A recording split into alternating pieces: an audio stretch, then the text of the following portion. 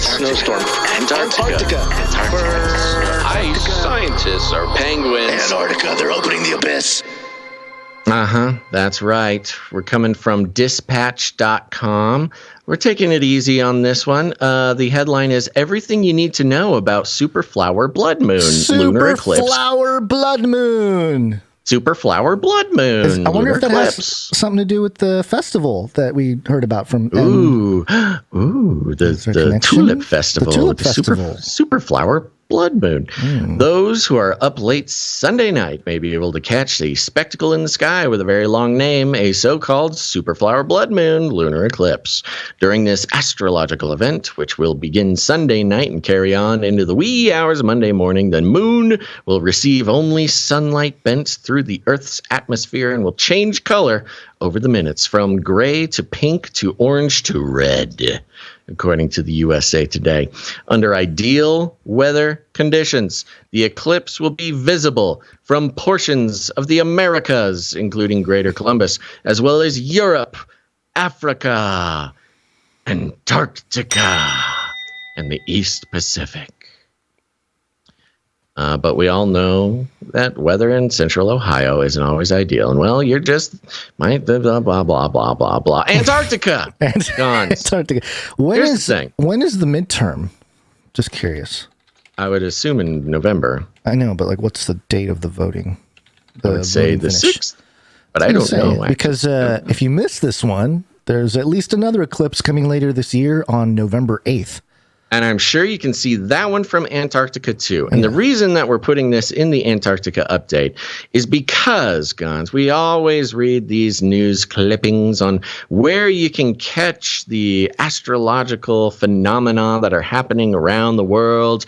They're usually somewhere far away from you, but they will always let you know where you can see them. And I think it is just the strangest thing now that they are listing Antarctica as a place that you can view the astrological phenomenon. Not because maybe you couldn't see it there before, you could see it there before, or whatever, but it was such it's unhelpful to know that you can see it in Antarctica. And I do not remember a time when that would be listed in the thing, not because it didn't happen, but because it was not helpful information for literally anyone except for Antarctic scientists. And I think the fact that they are adding this into the list of places you can see the superflower blood moon is, again, the part of the campaign to inject Antarctica into the mainstream everyday thought process, and connecting it to the places that are worth being.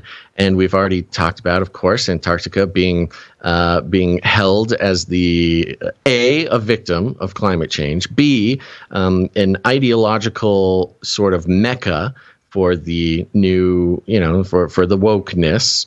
And I think, and also a new brand of tourism.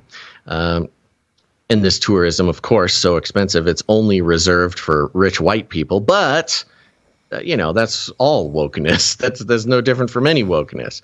And so I think it's being, I think we'll see it more and more just sort of casually listed in the places to be or things to do, and phenomena happening. And just letting you know, if you happen to be in Antarctica on your luxury white person vacation, go ahead and don't miss the superflower blood moon. The general election does happen November 8th.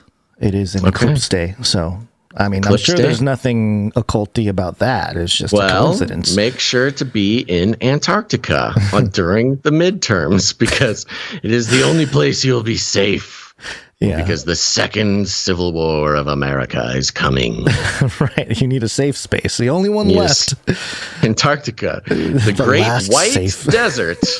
It's the last safe space after the Republicans win the midterms. You know what's interesting is we in our little fringy community of Christians, the talk about blood moons got really popular, I don't know, maybe 8 years ago, something like that. 8 or 9 years ago, there was a few authors that really made it big with the red moon stuff. But it's interesting because, in that time, if someone said, "Oh, when you get to this 2022 blood moon, the world will be coming out of 2 years of a pandemic, and everybody will be talking about resetting the economy, and there will be war," and they'd have been like, that's crazy talk. All right, that's not going to happen.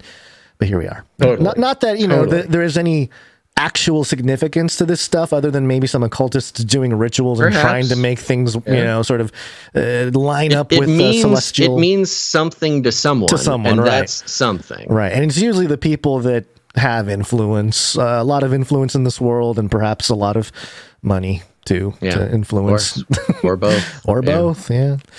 So there you go. We're wrapping it a little short today, but let's wrap it right now. Okay. We got to get you out of here. All right. So there you go. That is a short Antarctica update, but meaningful nonetheless. So all right, discovery everybody.